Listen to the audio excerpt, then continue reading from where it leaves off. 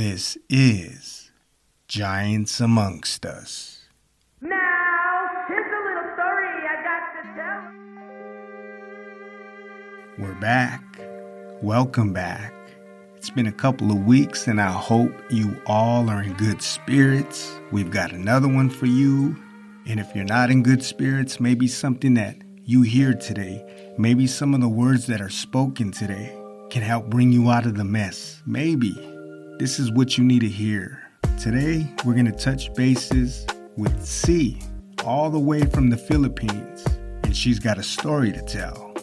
C talks about life for her, growing up in the Philippines with her sisters and her parents working long hours throughout the day, past the evenings, and she talks about how it was for her during those times when they were pretty much left alone to themselves. And she also talks about how she was an emotional wreck until she found how Stoicism was able to bring some order back into her life.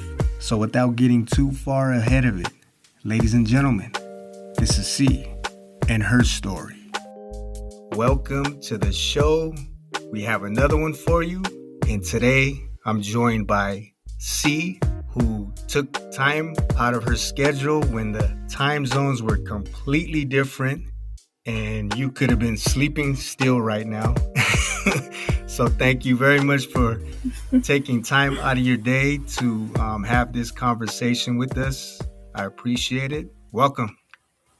Hi everyone, I'm C, and thank you for having me. I'm really excited for this one. I've been preparing for it for like a lot of time now. Oh, perfect. I'm happy to have you, and I'm glad that we were finally able to work this out and set up some time to do this. So, yeah, let's for starters just hear a little bit from you of where you come from and how it was for you growing up. I grew up in the Philippines, which basically tells that I grew up in an Asian household. So, if you never had a friend who is Asian, it's really different from Western countries because if you're Asian, you are brought up very differently aside from profession and stuff because that side is crazy.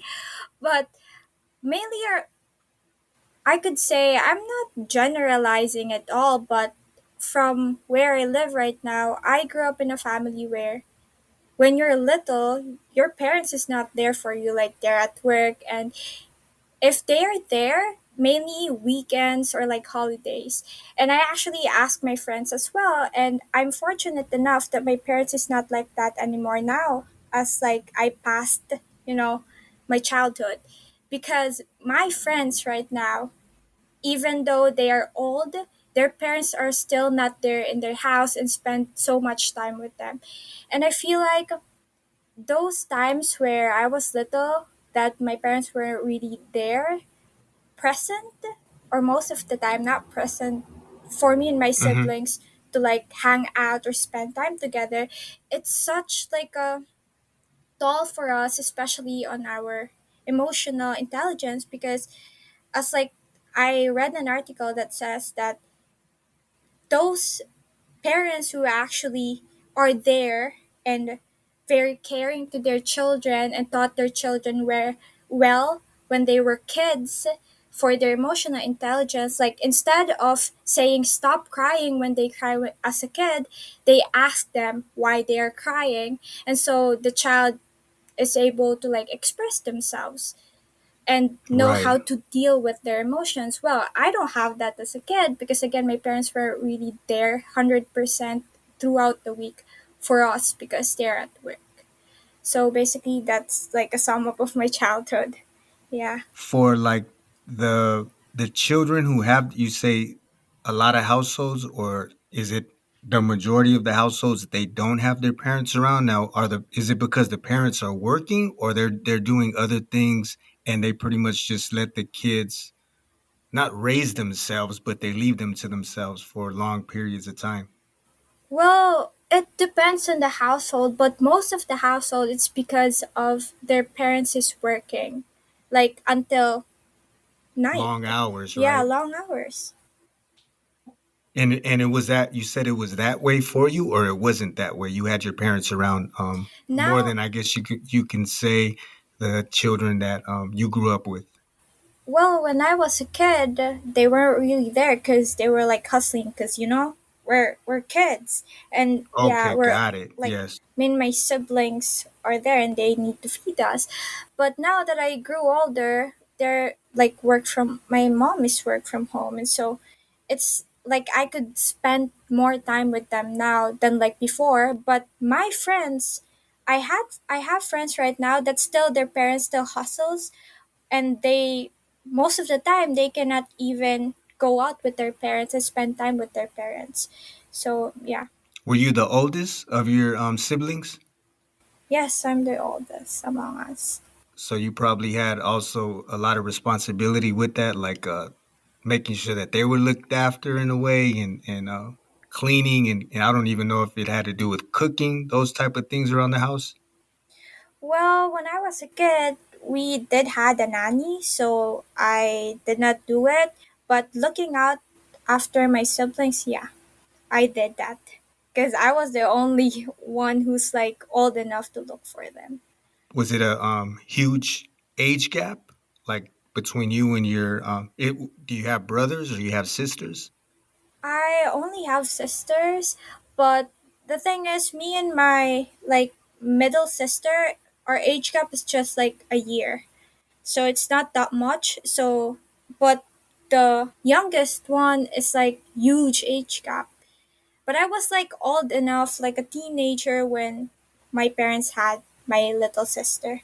So yeah, it was a Mm. really like a big deal for me. But yeah, when I was a kid, me and my middle sister together, we were just basically mostly alone at home growing up. How was the relationship between you and your sisters? A lot of fighting, fussing. Well, yeah, because basically about toys and stuff, or like we have this, stupid little fights about things that we don't agree about. Because kids, Oh yeah.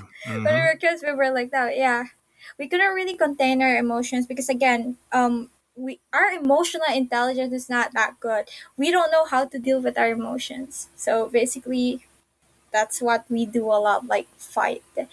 We don't know how to voice things out. Like if we have something on our heads, we prefer to not tell it to other person, so it piled up for a very long time. And when like something came up, like a fight, we burst out. So Yeah. you and your the sister that's closest in age to you, you probably went to the same school. Yes, we did. How was your school days? Were you a good student? Did you have trouble? How did that go? I would say because I'm mostly like silent. Like I don't hang out with people a lot because I'm an introvert. So Okay. Hmm. yeah.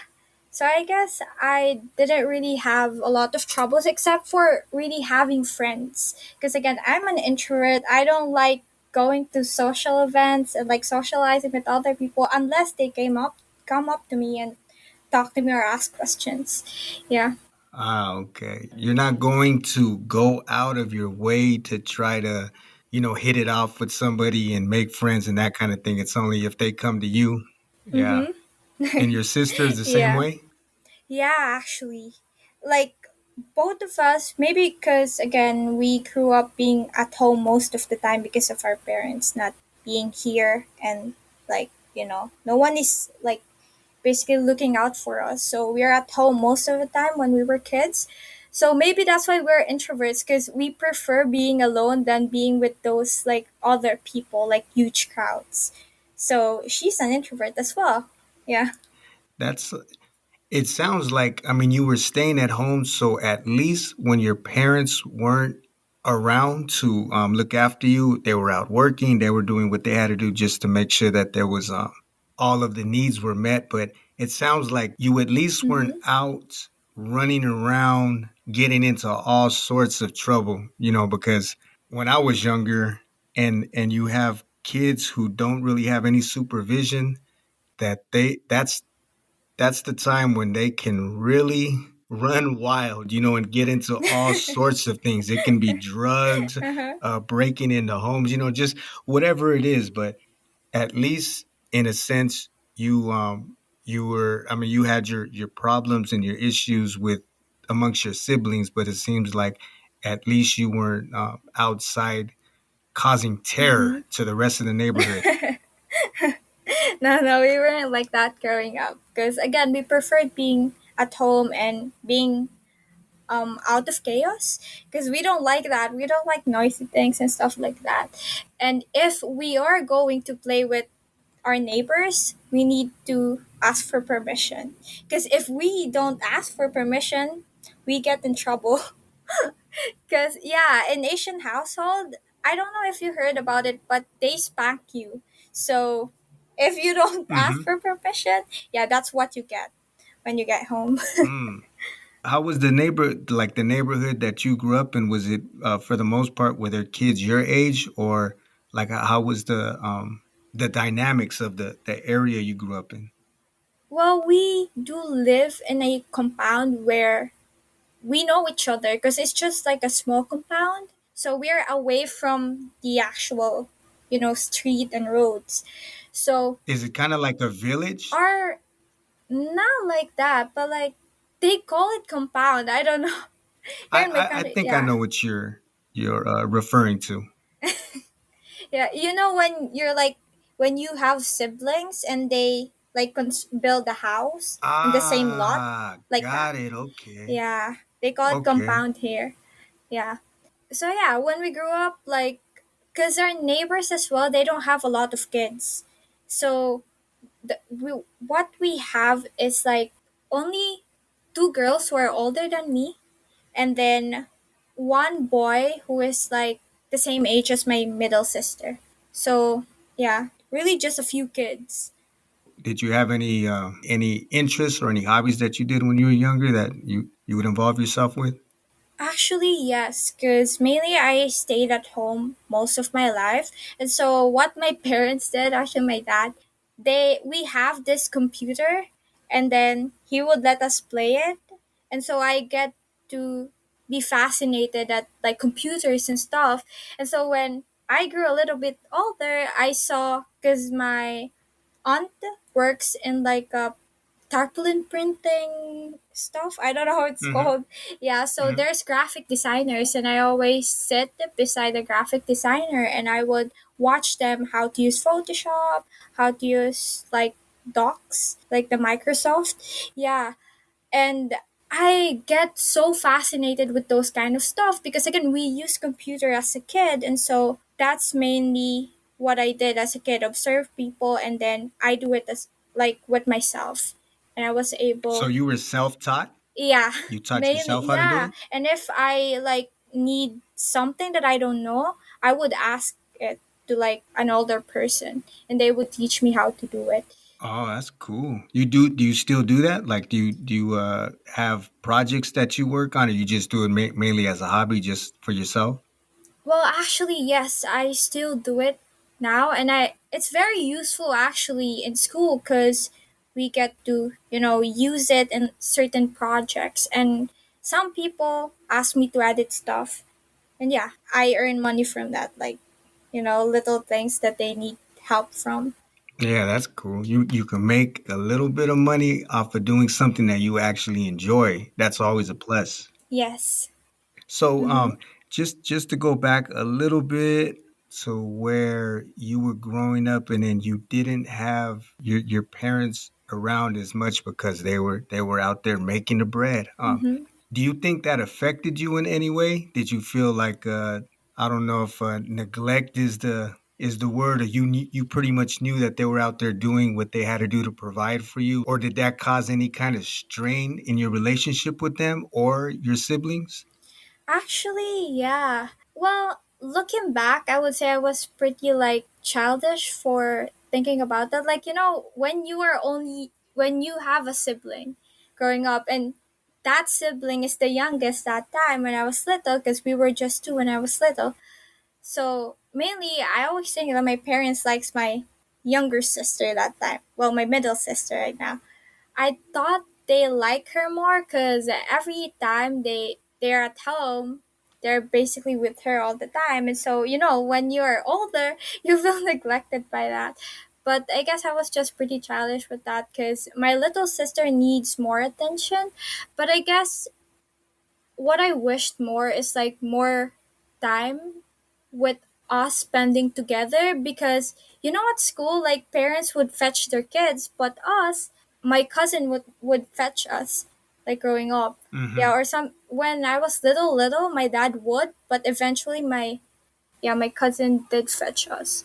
And so I wish when I was a kid, like my both of my parents were fetching us because I saw kids that both of their parents fetching them. So yeah, we just didn't have a lot of time to spend together because again they're working. And so most of the time it's just me and my sister. So I guess that made me not being able to have like a very close relationship with them growing up because I don't know how to approach them, first of all, because they are not at home most of the time. So I don't know how to talk to them or if I want to ask actually a permission when going out because that's like Asian household. You always need to ask permission to your parents before going out or else they will scold you. Or maybe you don't have a home Hmm. to go back to if Mm. you go out Wow. without Yeah. permission. Yeah.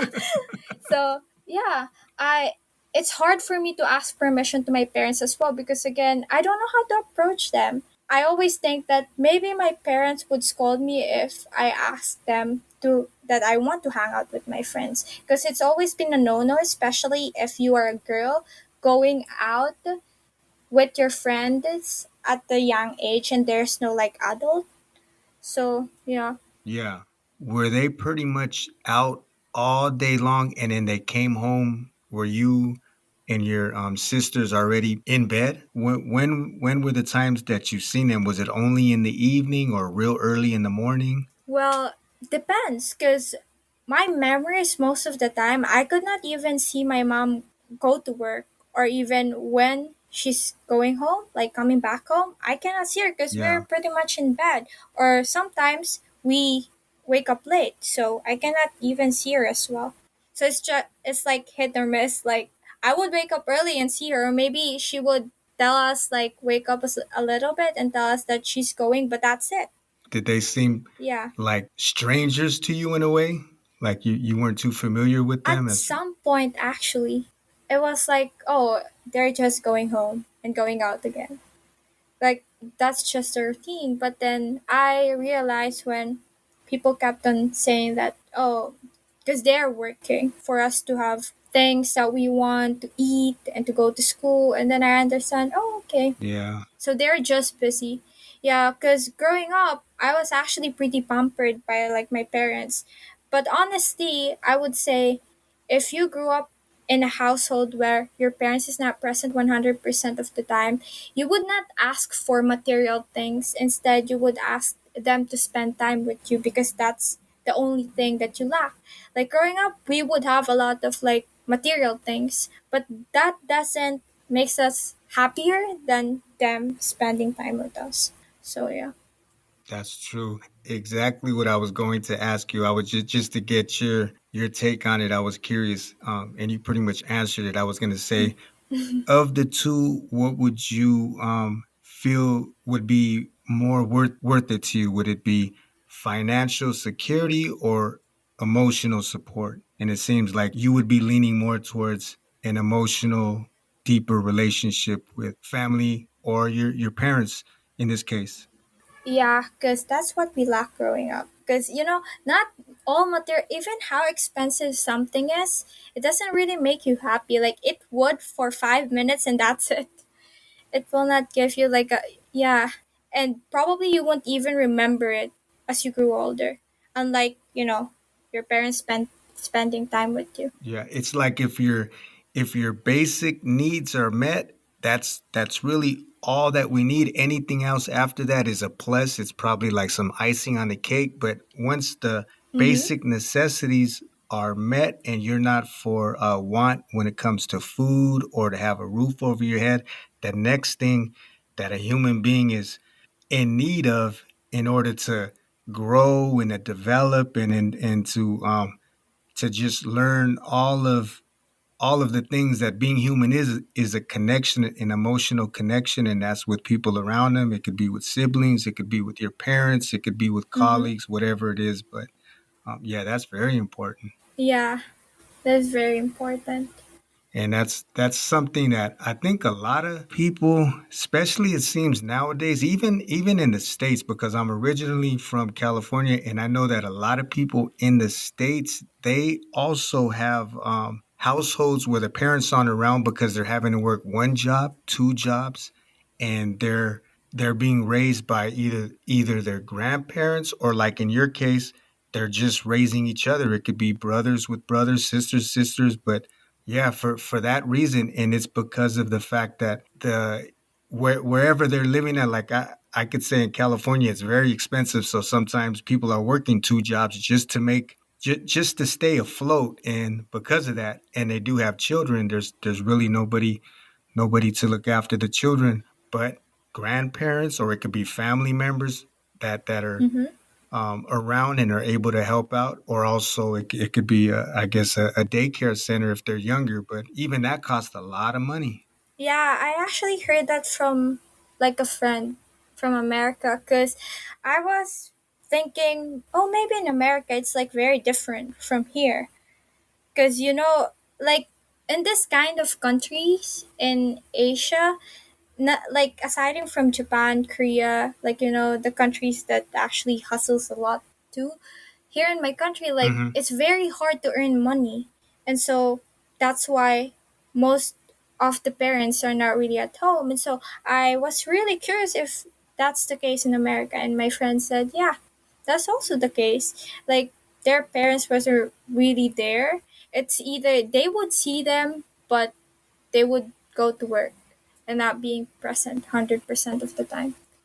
Yeah, and in that sometimes spells disaster. That's a recipe for disaster, because there's some people that they're like, oh, it's almost like what there's an old saying that says an idle mind is a playground for the devil. Just I don't know, it seems like that can be a recipe for disaster, and some people tend to get themselves into a lot of things that they shouldn't because of it. There's nobody around, and then you can be easily influenced. Let's say if you're out there with friends and things like that, and you just want to fit in, and you find yourself doing things that they're doing just because you want to fit in and be part of the group. But it seems like in your case, you'd rather keep to yourself, and sometimes Mm-hmm. that's not always a bad thing. Especially what you did with your time. It seems like you picked up a skill, and you developed a talent with the graphic design and that kind of thing. Mm-hmm. Yeah. And yeah, now like nowadays kids are actually here as well or like that. They do like, those things that they shouldn't be doing just because their parents weren't there for them to 100% look out for them. Yeah. Did you happen to know anybody that was the complete opposite of you? Like, say, for instance, their parents went around, but they were not using their time wisely when they were alone. Let's just say. Oh yeah, I have actually. Mainly because they don't really have a good relationship with their parents, I would say. Even though they are around, like they don't talk with them, and it's hard for them. Because I was pretty curious as well with those kind of people, like, because I was questioning myself when I was a kid. If my parents were always there, would it be like a different outcome or what? Because Hmm. my friends, like I have friends whose parents are 100% there at home, but still they don't have a good relationship with them and they don't talk with them a lot, And they ended up doing, things that they shouldn't be doing. Yeah. exactly. My parents divorced at a young age, so then it was me and my two brothers. We lived with my mother, and because she was working, and then now you had nothing but sisters, and I had two brothers, so there was like a lot of time where we were left alone, and sometimes we were doing things that we shouldn't be doing. But kids are so easily influenced, and then you sometimes just want to do things to fit in. But how did you? I know you said that you were involved with the graphics design, but Mm-hmm. going through school and as you were growing up, you said that there were problems you were having with your sister. Was it just like small little misunderstandings, or would it get ugly sometimes, or it was just small misunderstandings and little things that sisters sometimes fight about? Yeah, it was just a little like little misunderstandings, or like when you don't want to let your sister borrow things from you because they don't return it. That's like, Hmm. yeah, that's the beginning of a fight basically. So it's just those little things, not really those serious things, because at the end of the day, we would talk to each other because we only have each other. Why would we fight for a very long time? Yeah. Oh, that's good. That's a good way to look at it. It seems like you had a good understanding at an early age about that kind of thing. Yes. Were you always level headed and clear thinking? Mm-hmm.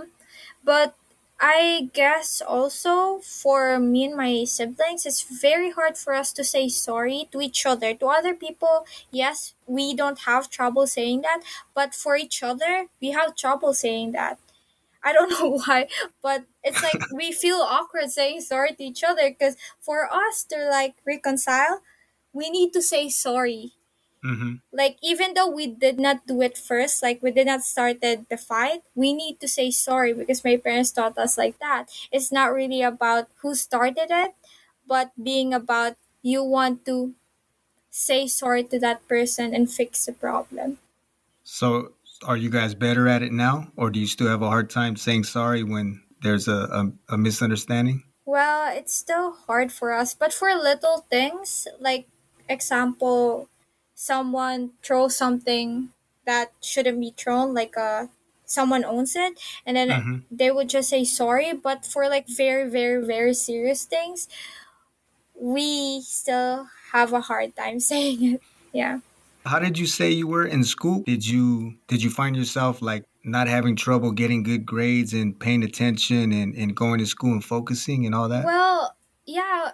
Growing up, I was really, I would say, I focused at school a lot because high expectation and stuff, and you cannot really fail a grade, which I was able to like fail like math one time, like seventh grade, and oh no, my mom was really upset with it.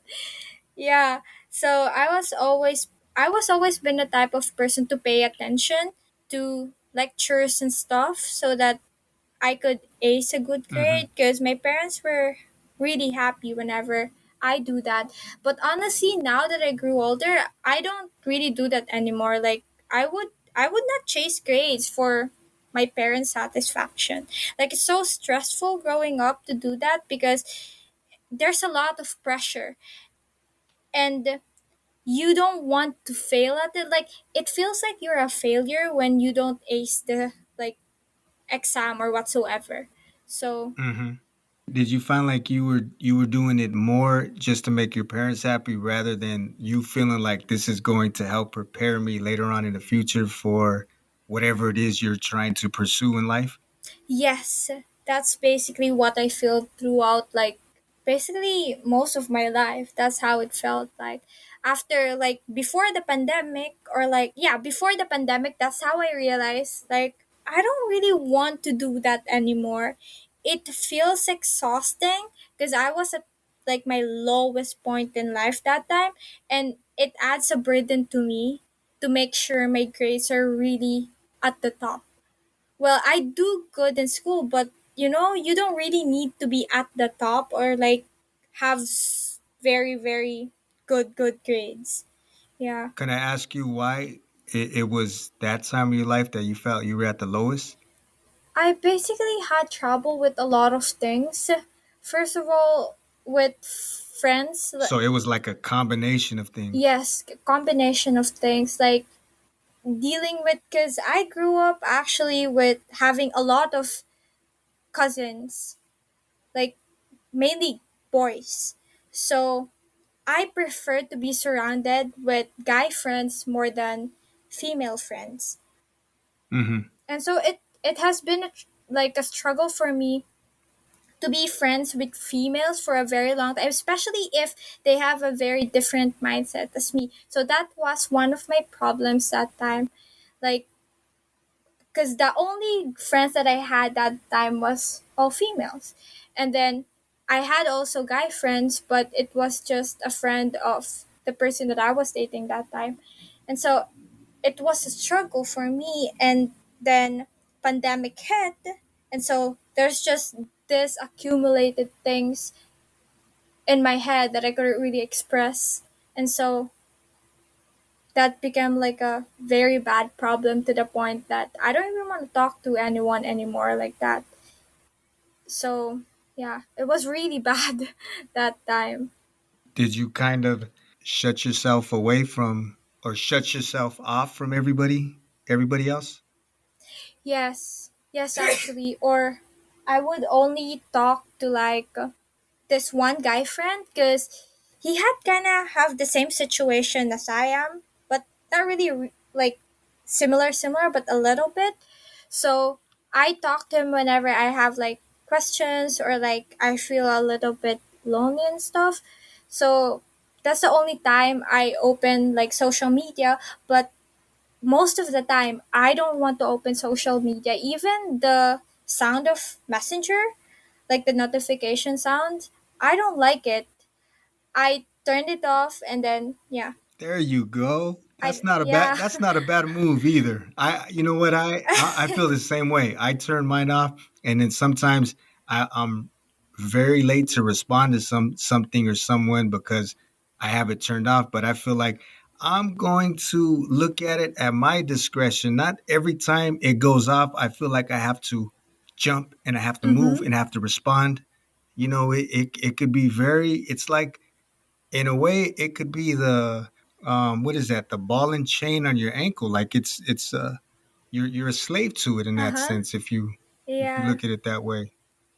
And every time actually that's like very difficult to ignore when like the notification is on because it feels like you're obligated to reply to that person. Yeah. Exactly. Exactly. It's almost like people expect you to respond as Mhm. soon as you hear it. It's like now you're supposed to be available to everybody at any time of the day. And in a sense, if you think about it, it's great. That's crazy. Yeah, it is.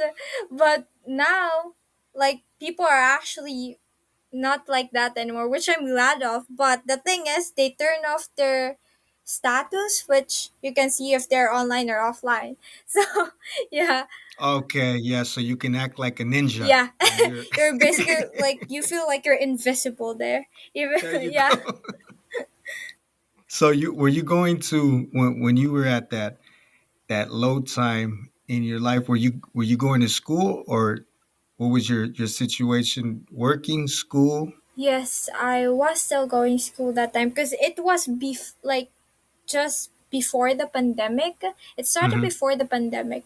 So it's hard for me to go actually to school. But because I'm the type of student to like I don't want to have like a bad record on my attendance, like absent or whatsoever. So I always go to school, make sure to go to school every single day that I need to. So I still go there. Although I feel like when you're just at the corner and feels like you feel empty. So Hmm. basically, I still don't talk to a lot of people that much there, even though I was at school and being surrounded with classmates and those people that are my friends. So, yeah, basically, I feel like I'm still at home because I don't really talk to people that time. And so that continued actually. That's why I ended up turning off my notification and messenger and all of like my social medias. I don't open them so much unless I really need to ask my friend or like talk to my friend. Oh So it wow, you was have a some struggle. discipline. Yeah. How long have you been practicing that? For a very long time actually. I lasted for like almost a year. But I don't Wow. really use social media that much anymore either when I started doing that. Because when you eat, like it's like when you always eat sweets and you stop eating sweets and then suddenly when you go back to it, like, oh, I don't like it anymore. Yeah, Mm-hmm. it feels weird. Yeah, basically that's what happened to me. So I don't really use social media a lot anymore. That's a good response because it could have went the other way. Like once you pull away from it that long, and then you like say an addict to where some addicts they say once an addict always an addict, but then you can also retrain your brain too. Mm-hmm. But there's some people like say for instance, not in your case, but they could have had the opposite reaction to where they stayed away for a year, and then once they got back on it, it was like they never left. Yeah, actually, that happens to other people, and I'm glad I'm not one of those type of people. Because in the first place, I don't really like browsing online anyway.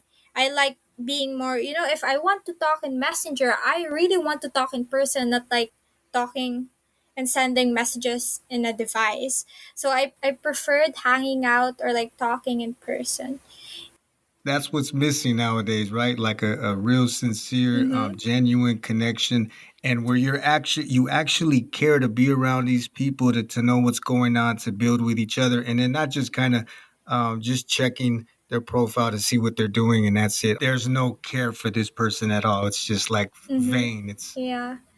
And you feel the connection more when you talk in person, actually. That's why I preferred it that way. And you get to really enjoy it a lot than yeah. talking to each other in a screen. I guess for you that doing it that way, like where you have discipline and you're not so tied up to your phone and social media and that kind of thing. I don't know if you can compare because it seems like you've always been that way, but are you able to compare like how you are mentally or how you were emotionally when you were on social media more than as you are now, like to where you have your notifications off and then you only check it when you want to ask a question, but you're not just meaninglessly browsing through just to browse through. I mean, can you compare the difference to how you feel Mm-hmm. when you were on it to how it is now to where you're not really using Yes. it only in if it's Mm-hmm. necessary? Yes, actually, there's a big difference because before I don't really believe that if you do social media detox, it would change your life. I'm always like, huh, it doesn't make sense. I've Hmm. always been like that to other people because they kept on telling me that if you're struggling with like mental illnesses or stuff like that, you just need to do social media detox. And when I did that, it was a huge difference. It's because, when you like watching like videos online, you would touch your phone first thing in the morning. That's what you will get first thing in the morning. And that's the kind of person I was before because I was actually pretty busy as well with replying to like, group mates and stuff. So first thing in the morning, I would grab my phone and then check messages. So that's the kind of routine I had before. But now that I don't really use social media that much anymore, I don't really grab my phone first thing in the morning no more because I notice it has a huge impact on me emotionally when I grab it first and I consume all of those, contents online, like negative messages. Yes. Hmm. So now, whenever I wake up, I feel happy. And there's actually this. I don't know if it's from a book, but it says that what you do first thing in the morning will determine your mood throughout the day. So if you grab your phone first thing in the morning, you will see a lot of negative stuff, and so that's the mood you'll get throughout the day. But then if you don't grab your phone first thing in the morning and you actually do meditation or work out, eat your breakfast, just stay away from your phone like for the first 1 hour, you would actually have a great day and you would feel happier. And that's what happened to me. And I'm really glad I'm not the type of person anymore to grab my phone first thing in the morning because it's really bad to the mental health. That's true. Yeah. That's something that it sounds so easy to do, but I challenge anybody to do that. Starting off just 1 week or maybe just a few days that when you wake up in the morning, Don't touch the phone. Don't look at the phone. Put the phone somewhere in another side of the house, the apartment, wherever it is. Hide it from you for 1 hour, 2 hours, and then like C was saying, pay yourself. Pay yourself. Do it, whatever it is that is going to bring a little bit of peace to your mind or some kind of happiness to your life. Whether it's Mm-hmm. meditation, spend some time alone. If the weather's nice, you can go outside, sit down, listen to the birds chirp, and feel the breeze. Something like that. But stay away from it for an hour, 2 hours. Sounds easy, but because I even there was a time when I would hear people talk about that, and then thinking back, that's what I was doing. I'd wake up and then I'm checking to see what so and so is doing, who responded to me, if somebody gave me an email, whatever it is, and it's like, my goodness, you're starting off the day already with yourself tied up in other people's business. Like, what Uh-huh. does it matter? Let me see how this might work out if instead I dedicate a little bit of time to myself in the morning, and then let's see if that makes a difference throughout the day. And yeah, you're right, it does make a difference. Yeah, it does. And yeah, it's easier said than done because at first as well, I struggled with it. It's because it was like my coping mechanism that time to grab my phone and like watch something. Because for me, I was like, oh, maybe it does makes me feel happy. That's why I grab my phone first thing in the morning and watch some things. But actually, it doesn't really help at all. It's a way that we distract ourselves. I'm reading this book right now. It's called Silence. And one of the things is that we're really, if we're not getting distractions from other things, and it's not hard to find. I mean, we can, if you're driving, you can see it on the side of the road. There's advertisements. If you turn on the TV, you're listening to the radio. There's all kinds of distractions. And then even our own mind, we're thinking about what we're gonna do later on in the day, or we're thinking about something that we did wrong yesterday, and we're distracting ourselves in so many different ways. But if we can try to just be mindful Mm-hmm. and present in the moment, and pay yourself when you wake up, or whenever it is, it could be any time of the day. It just takes a few seconds to stop whatever it is and then just focus in on your breath or what's going on around you. That can start Mm-hmm. to put in practice some good habits to where you can build off of that and see if it makes a difference in your life. I'm sure that it'll have some lasting effects if you stick to it. Just and also it just helps with just enjoying the present moment a little bit more instead of always wanting to distract ourselves. Like you were saying, going online, or even what I do sometimes, I'm on YouTube and then I find myself just going from video to video to video. And then afterwards, like, what did I even watch or get out of it? Nothing. Yeah, and then you will find yourself doing it for like a lot of hours. How did you, like, when you decided to start putting that into practice, did you, like, was it something that you said that you heard somebody speak of in the detox and you just wanted to try it out, or was there something that wasn't right in your life that you felt like maybe I should try this out to see if it changes the way I feel? Or Actually, I started it because at some point I went through social media and I saw my friends and like your friends in Facebook are like posting stories and stuff. I saw them. Oh, their life is great, and they're doing something to achieve the goals that they want in life. And I was like, what do I want in life? I was questioning myself because at that time I don't really know what to do in life because I was at my lowest and I cannot really think of anything. And I was like, I want to pick up again the skills that I have been trying to improve more before the pandemic. And so I was like, how will I do it? Because it's really hard to do the first step. It's really hard that you will start again from zero. Like you're changing your life, I guess. Yeah, it's really hard to do that. And so Mhm. what pushed me more is at that day, exactly that day, I came across a video about Stoics.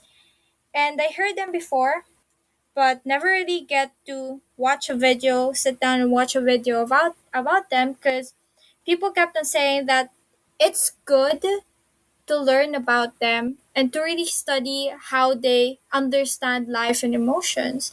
And I was like, that's interesting because people always tell me that Stoics are the people who don't have emotions, basically. That's how they describe it to me. I was like, that's really Hmm. interesting. It would be fun if I would be like that as well.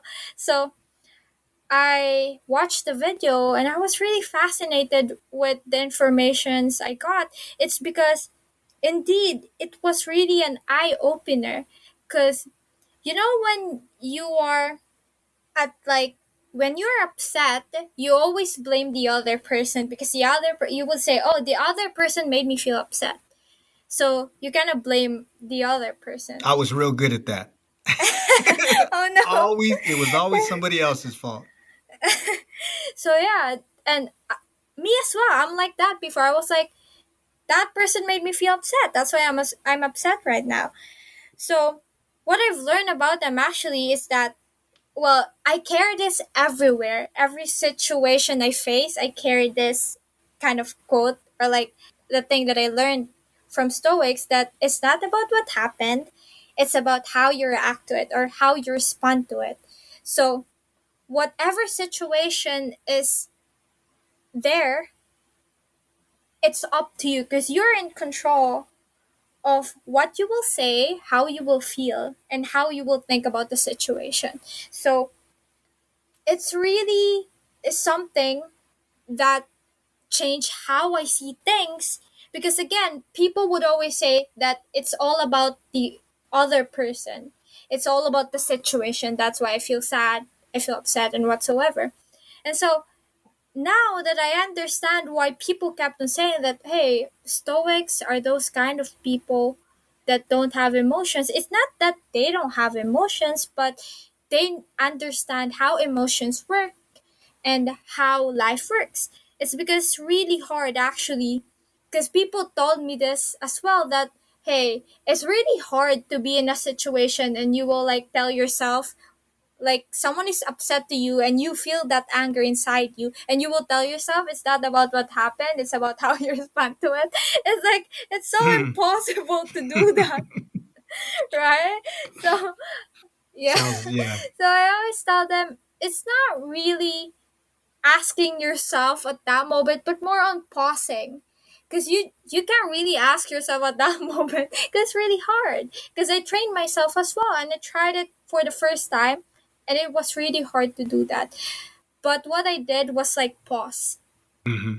You need to pause first, and then you know the muscles of in our face, when we are upset, like there's that certain muscles in our face, so we need to relax our face first, and it works to me like 100% of the time. When I'm upset and I feel like the muscles, I relax my face and I don't feel upset anymore that much. And so I always tell myself after that, after relaxing the muscles on my face, that it's not about what happened, it's about how you respond to it.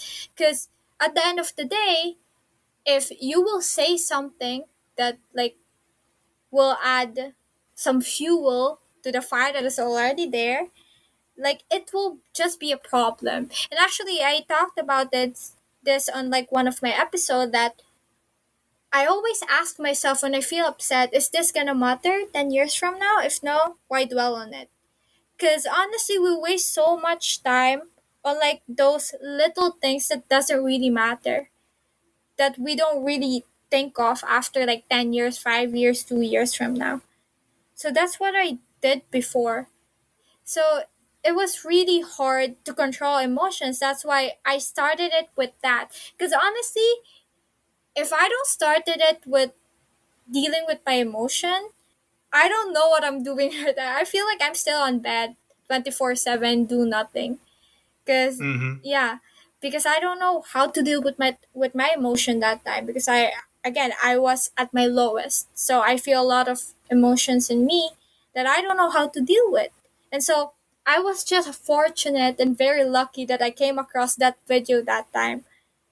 And so now I feel happy and I don't really feel stressed anymore, because most of the time we think a lot I think a lot about unnecessary things that either will not happen or happened already, and I'm still thinking about them. So so now that I understand, like, oh, I decided to think about it. And so I'm still in control if I want to think about it or if I don't want to think about it. Because no one will, like, even if you ask for, this is what I've learned throughout the years, that most people would ask advice to other people, but they won't really, like, take that advice. Like, they would just listen and that's it. Yeah, they Hmm. would not apply the advice. I think a lot of us can agree to know somebody like that. Like they ask you for your opinion, you give it to them, and it's as if you said nothing to them. They still go ahead and keep doing the same thing that's the complete opposite. And then they come back to you again and talk to you about their issues and problems. This is just going on deaf ears. Yeah. And like you're just giving more and more advices and nothing will happen because again, they're in control on what they feel, what they think of. And so even how much advices you give them, it will not work. So that's what I've learned throughout the years. That's why now I don't really take a lot of advices. More on if I would take an advice, it's like an overview or another point of view of a person so that I have a different perspective on things. Because sometimes, when you're upset, it's hard to empathize with other people. If you feel sad, feel upset, it's really Yeah. hard to empathize. And so it's always been good to like ask other people for their opinion because it's a different side of like the situation, because you cannot think clearly sometimes when things happen. Like you will always think to save yourself first or put yourself as a priority, where the other person you would not really understand why they do things or say things. So yeah. And I don't know, people, I guess people never really heard of Stoics, but yeah, it's a good way to start changing Hmm. your life, I would say, because they're a big help for me. And they have books, which I've actually purchased a book called Meditation. Oh, And Marcus Aurelius. yeah, that one. Hmm. I really love it. It's one of those books because I believe Ryan Holiday, like a YouTuber who talks about Stoics as well, Right. mentioned that it changed his life. And I never really believe on that. I was like, a book will Hmm. change your life. So I got it and read it, and then I actually browsed online like a summary of it. I was like, wow, it is life changing. You learn a lot of things from it that you would not learn from other people. Because it's like very different the way Marcus Aurelius see things. And plus, he's an emperor that time. And so it was like, wow, he's amazing. Yeah. Yeah. And supposedly from what they say is that it was written for himself pretty much. It wasn't really meant to be Mm-hmm. shared. It was just it's like a journal. If I'm sure Yes. you're already familiar with it, but I have it as a matter of fact, and it's all worn out too because I take it with me on the bus or on the train, and there's ketchup and there's all kinds of sauce on it from coffee stains and stuff. But it's a beautiful book. I love it. Yeah, I love it too. And actually, I underline the quotes or like lines that I really love and put a lot of bookmarks and stuff. Yeah, to take note. Is there anyone that not to put you on the spot or anything, but is there any like a phrase you Mm-hmm. could even paraphrase it or something that really is one that you carry it with you and it's something that it sticks out and you don't forget or you think is very very Yeah, valuable? actually, I have a lot. One of my favorite quote is, it says, I don't know if I will phrase this correctly, but it says, the impediment to action advances the action. What stands in the way becomes the way. So you can interpret it actually in different like ways, but how I interpret it is that if there's like this problem on that path that you want to go to, there will always be other alternatives. Like you would not just stop just because there's a problem or like there's something stopping you to pursue that thing that you want to like do, Hmm. or yeah. So what you do instead of that, maybe you would practice patience. You would practice whatever it is that you could practice while that something or like that problem is there, because you cannot just wait, like what Sanika said, actually, that it's not about we don't have much time, is that we waste a lot of it. So if you just wait there for a very long time, what will happen? Nothing. The problem is still there if you just wait. So yeah, that's the quote that I really, really love. Whenever I came across to like a problem in school or whatever in life, I would always say that to myself, and I'm like, oh, if like this person, like someone is upset to me about something, like a work that I did, they don't like it and they're upset. I'm like, yeah, that's a problem. But I always tell myself, you can practice patience right now. Being patient is very good and you could practice it, or practice other things like how to deal with that kind of people, your communication skills and stuff. Yeah, there's a lot of things that you could practice in that space, or that, or like in that situation. Yeah. What do you think is one of the main things that practicing Stoicism helped you with, of the things that you may have been struggling with, like your anger or how you were mentioning your patience, or is there anything in particular that stands out like this really, really helped me get get this under control or help me to deal with it? Yeah, actually, well, emotions in general, because Hmm. again, it's really hard to handle. Even though you meditate a lot, actually, I do meditate a lot before. Even before the pandemic, I would do a lot of meditation like practices, like, because there's different types, right? So there would be like 30 days that I would do this and that, but it did not really help a lot. Well, it would help you to be present all the time, but it's not doesn't help your emotions that much, or like clear your mind that much, because I found myself always thinking about things after doing the meditation. But the Stoics, actually, when I read like some quotes and stuff, or like videos online that really explains it more, I understood that while Stoics just understands life, they understand how people will respond to things, or like how they see things.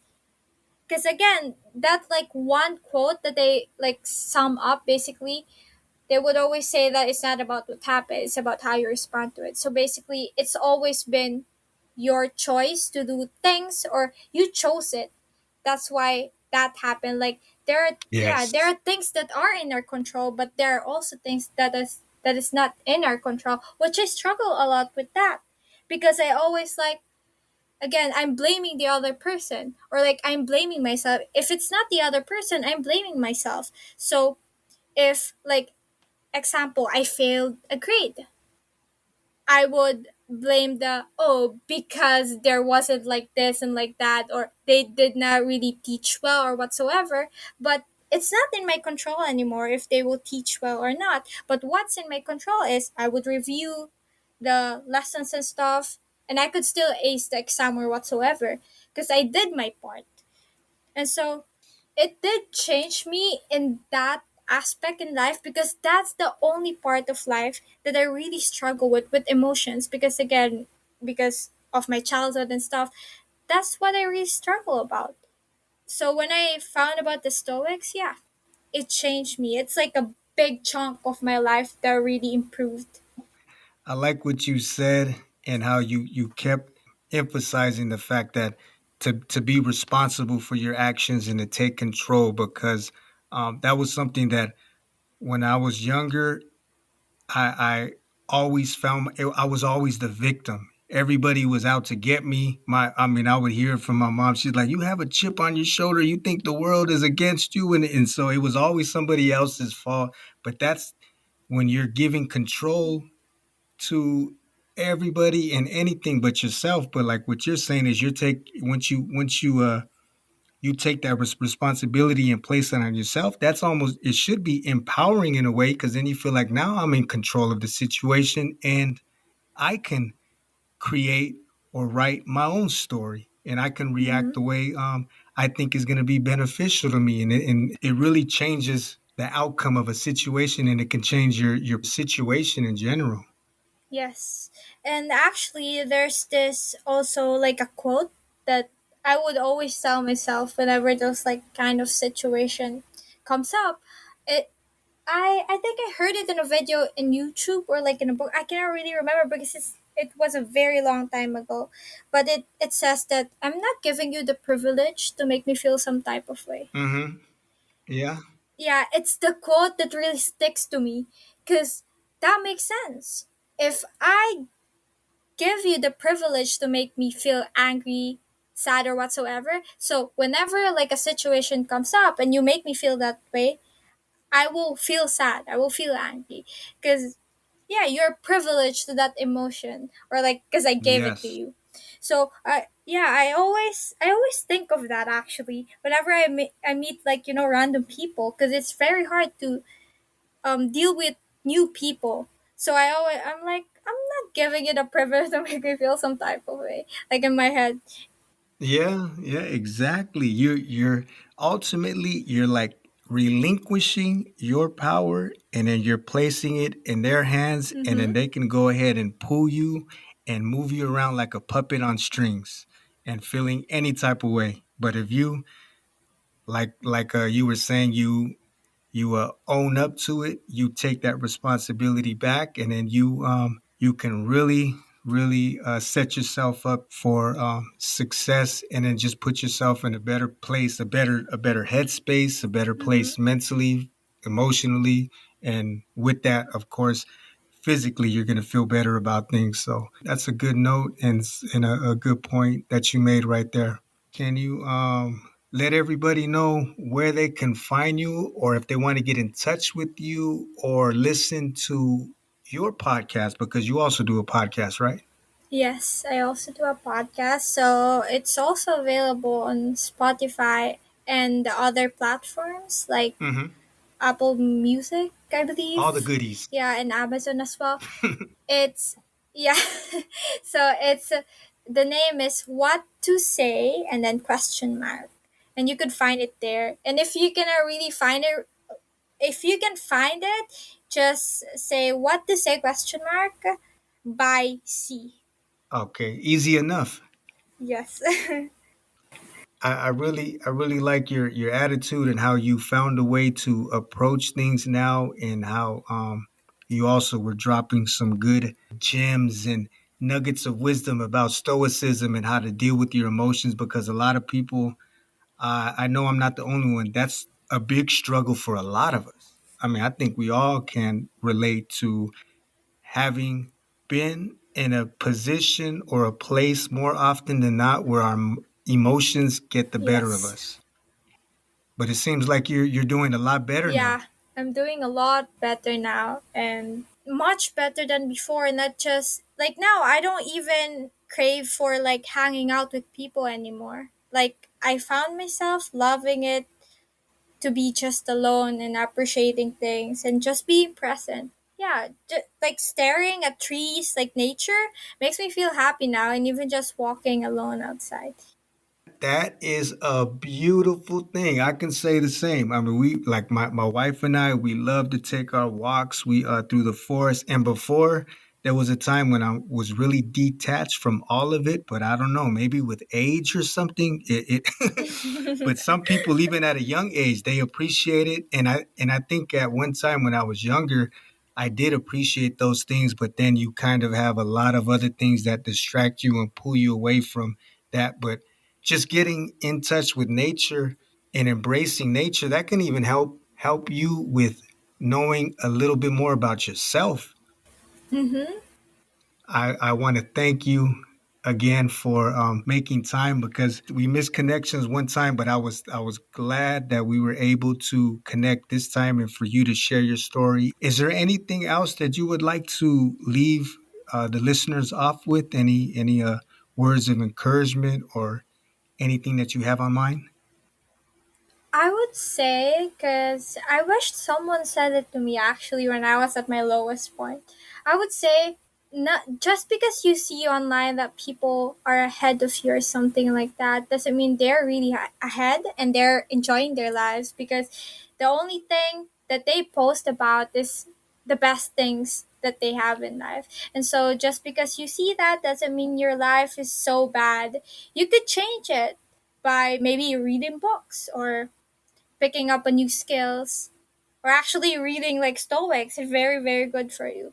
Yeah, that's like just basically something that you could improve yourself about, and you will thank your younger self for doing that.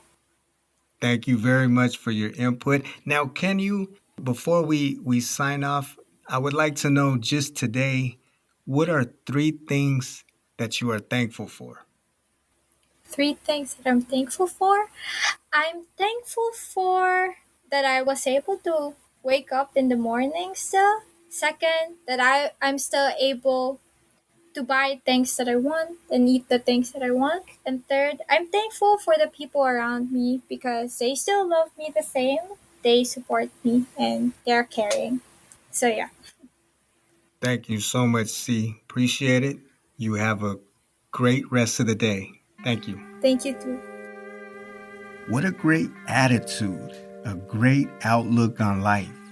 Of course, she wasn't always that way, but I liked hearing the fact that she was enthusiastic about how she found something that worked for her, something that made sense and helped her bring order back into her life and some clarity, which was Stoicism. That's the beauty of this show. That's the beauty of Giants Amongst Us. We're listening to people tell their tale from all walks of life, different backgrounds, and what worked for them.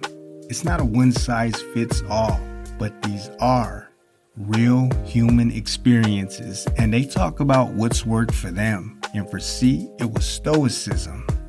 I really got to tip my hat off to her because it seems like she knows how to use her time wisely. She's not one for wasting. Like she had mentioned, we all have the same amount of time in a day. It's just, what are we doing with the time? Are we living it in a meaningful way and trying to make the most of it, or just letting it blow on by? And one way we can start, in fact, is like how C said, and after listening to her share her story, I challenged myself. It sounds so easy, but I dare anybody to do this with me. And that's just for a simple week. How addicted are we to that smartphone? Just a week, and see how it makes you feel afterwards. That when you wake up in the morning, the first thing you do is not grab and reach for the phone and start scrolling through YouTube videos, me, or checking to see if you have any messages, also me. Instead of tapping into the social world online, how about you pay yourself first? How about you get the day started off right? Spend time with yourself. If the weather's nice, go outside, take a walk. If you have a dog, that's the perfect excuse to take a stroll around the block first thing in the morning. Brew you some coffee, hit the gym, go to the park. Do something for you. Do something that makes you smile. Write down your thoughts, your gratitudes for the day, your plans, your goals, something. But just for that first hour, give it to yourself away from the phone. See how that makes you feel and see how addicted you are to it. Just a week. Maybe you like the way you feel afterwards and you keep to it and add another week and then keep going. And then before you know it, you got a new habit or you dropped an old one. And it can also be revealing if you find yourself struggling to stay off of the phone, to stay away from it for that first hour after you wake up. So thank you, C, for bringing that to my attention. I'm going to try to make it work. Not even try. I'm going to just do it. Like Nike. And if you enjoyed C and what she had to share, you can also listen to her on Spotify. She has a podcast. It's called What to Say, the letter C. What to Say and the letter C. She's got episodes talking about everything, talking about life, emotions, how to deal with them. Things that have helped her and her inputs, thoughts, and beliefs. And you can find her on all your favorite streaming platforms. They're small, concise, short-packed episodes, so you could fit it in between your morning routine or wind down in the evening with either or. Thank you very much one more time, C, for sharing your story. You are a giant amongst us. And I have to say this again and again because I mean it from the bottom of my heart. There wouldn't be a show without all of the past giants amongst us, all of the guests, everybody that have shared their story, sharing a piece of them with the rest of the world. Thank you sincerely. And also, of course, to everybody that's listening, everybody that's tuned in from all over. We're getting a lot of support from Belgium, North America, South America, Australia, Germany, a lot of support from Germany, a lot of support from the US, from Covina. My mother's tuned in. How about it? Love you. And I'm always happy. I'm always encouraged when I hear the reactions from people. So reach out to us. You can get in contact with us. You can shoot a message to any of the past guests. You'll find their information on my Instagram page, or if you go to the hosting website, and that is simple as typing in Giants Amongst Us. Just to bring it home one more time, these stories are going to be published and put live every second Sunday. We're going to start doing it on Sunday now instead of Thursday, just to fit it with my work schedule. And we do have more stories on the way. I look forward to sharing more with you, and I look forward to hearing from you all. So if you like to be a part of the show and share your story, or maybe a story of someone in your life that has impacted you in a positive way, you can always reach out to me via email. I'd be happy to connect. Until next time, and very soon. Peace.